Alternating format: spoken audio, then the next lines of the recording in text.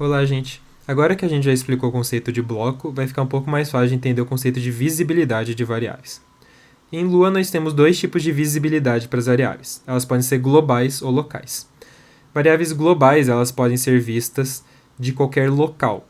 Então, por exemplo, aqui eu criei uma variável global, e para criar uma variável global é só não botar nada antes, é só fazer que nem a gente tem feito até agora. Essa variável aqui que eu chamei de gPlayerSpeed igualei a 5. Então ela pode ser vista de qualquer local. Eu posso, por exemplo, criar um novo arquivo .lua e que vai se comunicar com esse arquivo, né, com o conceito de módulo que a gente vai falar mais para frente, e ler essa variável. Agora, uma variável local, ela só pode ser vista dentro do escopo dela, e o escopo de uma variável é o bloco ao qual ela pertence. Então, por exemplo, aqui eu criei uma variável local x igual a 10. Né? Para criar uma variável local é só escrever o local logo antes dela. Essa variável local x, ela não pode ser vista fora desse arquivo. Então, se isso aqui for um módulo que um outro arquivo .lua vai importar e daí analisar, ele não conseguiria pegar o valor dessa variável. Aqui eu fiz um exemplo de novo com condicionais. Se x for menor que 100, ele vai entrar e vai fazer essa condição. Note que x é de fato menor que 100, então ele vai entrar aqui. Tem uma variável local y, que eu atribuí o valor de 5, e eu estou imprimindo o valor dela. E depois que eu fecho esse bloco, né? Então aqui eu acabei o bloco onde essa variável y está localizada. E eu vou printar o y.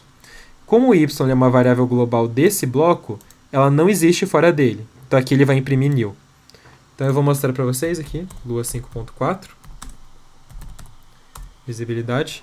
Note aqui o primeiro print de 5 foi desse print aqui, né, onde o valor y local vale 5. E aqui o valor y global, né, note que aqui eu estou fora desse escopo, ele não existe. Então se não existe é nil. Né? Se eu tivesse criado uma nova variável aqui e tudo mais, seria o valor dela. Tá? Então essa é a ideia de local e global. E por que a gente usa? Né? Por que a gente usaria uma variável local em vez de uma global? Tem dois principais motivos. O primeiro é otimização de performance. Lua ela sempre vai priorizar analisar as variáveis globais. Então ela vai sempre procurar as variáveis que estão dentro do escopo.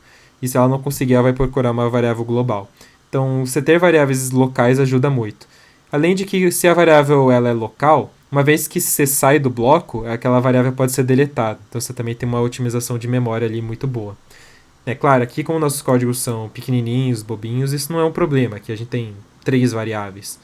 Mas imagina você ter um código muito grande, vários arquivos .lua se comunicando entre si, começa a valer muito a pena usar variáveis locais. E o segundo é até mesmo legibilidade. Porque se eu tenho, por exemplo, o exemplo que eu falei já de ter outros arquivos .lua e esse aqui importar desses arquivos, e do nada eu uso uma variável aqui tipo player x. Tipo, tá, mas o que é player x? Da onde que isso saiu? É muito difícil de ver, né? Então, muito difícil de entender.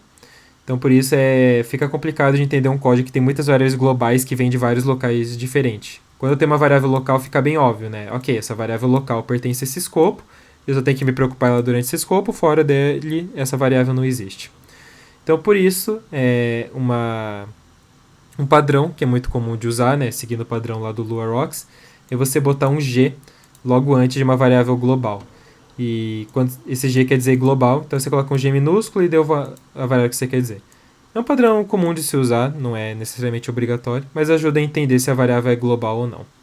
Então, esse é o conceito de variável global e local. A partir de agora, a gente vai sempre que puder usar variáveis locais no nosso código, justamente pelos motivos de otimização.